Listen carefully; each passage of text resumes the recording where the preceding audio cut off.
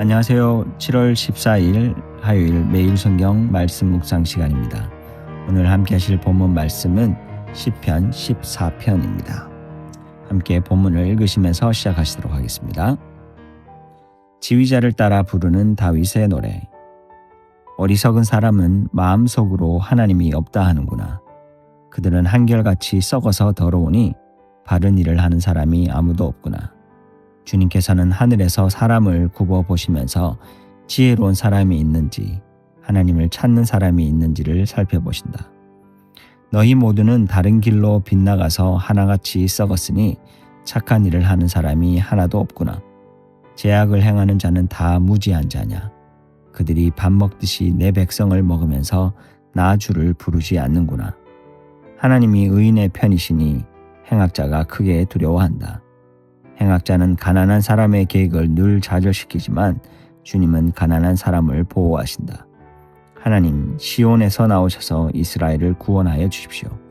주님께서 당신의 백성을 그들의 땅으로 되돌려 보내실 때에 야곱은 기뻐하고 이스라엘은 즐거워할 것이다.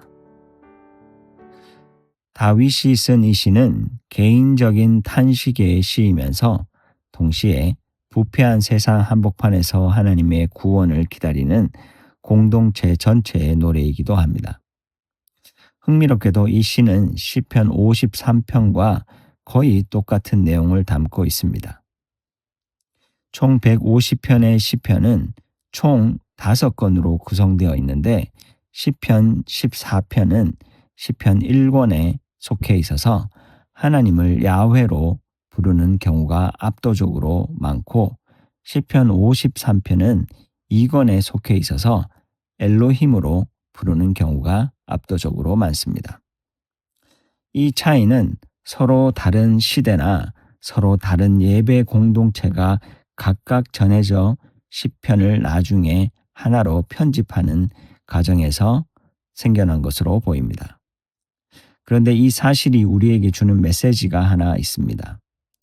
시대와 공동체는 달라도 인간이 하나님 없이 살아가려는 본성은 늘 똑같다라는 것입니다. 실제로 바울은 로마서 3장 10절부터 12절에서 이 시의 1절부터 3절을 그대로 인용하며 의인은 없다, 단 한 사람도 없다라고 선언합니다. 수천 년 전이나 지금이나 사람의 부패함은 변하지 않았고 그 부패함 앞에서도 변하지 않는 하나님의 성품 역시 그대로입니다. 오늘 우리가 이 시를 읽는 이유가 바로 여기에 있을 것입니다. 이 시를 자세히 들여다보면 1절부터 4절까지 사람의 유형이 하나씩 등장하는 것을 볼 수 있습니다. 1절에 어리석은 자라는 표현에는 히브리어로 나발이라는 단어가 쓰였습니다. 이 단어는 우리에게 익숙한 사무엘상 25장의 그 나발, 즉 아비가일의 남편이었던 인물의 이름과 정확히 같은 단어입니다. 나발이라는 사람을 떠올려 보면 이 시가 말하는 어리석음이 무엇인지 훨씬 더 선명해집니다. 나발의 어리석음은 지능의 문제가 아니었습니다. 그는 도덕적으로 영적으로 무디고 부패해 있었습니다. 그래서 마음속으로 하나님이 없다 한다는 말도 하나님의 존재 자체를 부정하는 무신론자를 가리키는 것이 아닙니다. 나발이 살던 시대와 문화 속에서 여호와 하나님을 몰랐을 리가 없습니다. 그는 하나님을 몰랐던 게 아니라 하나님의 은혜를 전혀 느끼지 못한 채 마치 하나님이 없어도 되는 것처럼 살았을 뿐입니다. 그리고 여기서 마음으로 번역된 히브리어 레브라는 단어는 단순한 감정을 말하는 것이 아니라 생각과 의지, 결단까지 아우르는 존재 전체의 중심을 뜻하는 단어입니다. 그러니 하나님이 없다는 말은 하나의 신념 체계가 아니라 삶 전체가 향하는 방향을 뜻하는 셈입니다. 교회 밖에서 하나님을 부정하는 사람만 어리석은 것이 아닙니다. 신앙이 있다고 말하면서도 실제 삶에서는 하나님이 안 계신 것처럼 사는 사람, 은혜 안에 살면서도 은혜를 깨닫지 못하고 사는 사람, 이른바 실천적 무신론자로 살고 있지는 않은지 오늘 우리 자신에게 스스로 물어야 할 질문일 것입니다.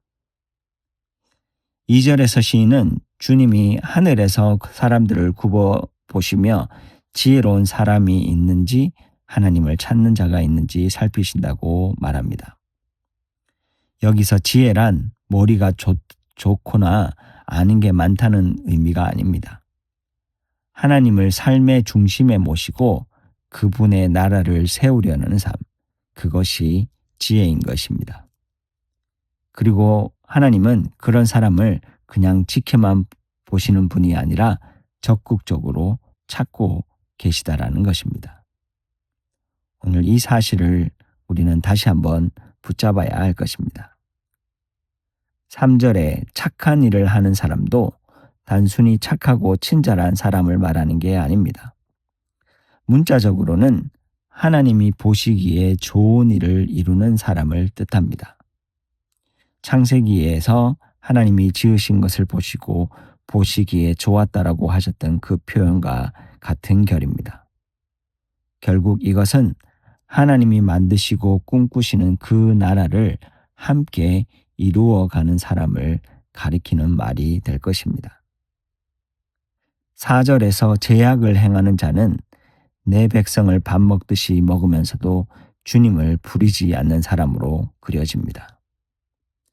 이걸 오늘의 언어로 바꾸면 단순히 사회적 약자를 착취하는 사람만 가리키는 것이 아닙니다. 하나님 안에 있다고 말하면서도 그렇게 살아간다고 주장하면서도 정작 하나님 없는 삶을 살아가는 사람을 가리킵니다. 시인은 지금 자신이 겪는 핍박에 대한 탄식을 쏟아내는 동시에 하나님의 백성이라 불리는 이들조차 하나님의 나라를 향해 나아가지 않는 현실을 고발하고 있는 것입니다. 이 부분이야말로 오늘 우리 가슴 한복판에 무겁게 내려앉아야 할 대목인 것 같습니다. 이렇게 절박하고 캄캄한 상황 속에서도 시인은 5절과 6절에서 여전히 일하고 계시는 하나님의 신실하심을 노래합니다. 하나님이 의인의 편이다 라는 말은 하나님은 무조건 내 편이다 라는 식으로 안심하고 싶은 오늘날 우리의 착각을 정면으로 깨트립니다. 여기서 의인은 도덕적으로 흠없는 사람이 아니라 앞서 말한 대로 하나님이 보시기에 좋은 일을 실제 삶 속에서 살아내는 사람입니다. 그리고 그런 사람의 삶을 하나님이 지켜주십니다. 6절에 가난한 사람도 경제적으로 어려운 사람만을 뜻하는 것이 아닙니다. 자신의 힘이나 지혜, 다른 무언가에 소망을 두지 않고 오직 하나님께 피하는 사람, 그 사람이 여기서 말하는 진정한 가난한 자일 것입니다. 결국 이 모든 걸 온전히 해낼 의인은 존재하지 않기에 시인은 7절에서 하나님의 구원을 간절히 간구합니다. 하나님, 시온에서 나오셔서 이스라엘을 구원하여 주십시오. 이것은 손 놓고 가만히 기다리는 무기력한 기대가 아닙니다. 하나님의 나라를 이루기 위해 그분의 뜻에 능동적으로 발을 맞추는 사람들을 통해 하나님은 구원을 실제로 이루어 가십니다. 출애굽 자체는 분명 하나님이 하신 일이었습니다. 하지만 그 과정 속에서는 하나님의 언약을 붙들고 한 걸음씩 순종하며 걸어간 이스라엘 백성의 발걸음이 필요했습니다. 오늘도 마찬가지일 것입니다. 우리의 순종 하나하나를 통해 하나님은 우리를 구원하시고 이 땅에 그분의 나라를 세워 나가십니다. 오늘 하루도 그 뜻에 동참하는 우리 모두가 되기를 소망하며 함께 기도하시겠습니다. 하나님, 오늘도 이 말씀을 통해 하나님이 어떤 분이신지 그리고 저희가 어떤 상태인지 살펴보게 하시니 감사합니다. 다시 한번 더 우리 마음을 살필 수 있는 지혜를 주님께서 허락하여 주시옵시고, 신앙이 있다고 말하면서도, 믿음이 있다고 말하면서도 삶으로는 정말 그 믿음과 또 주님과 전혀 상관없이 살아왔던 그 순간들을 주님 돌아보게 하여 주시옵소서.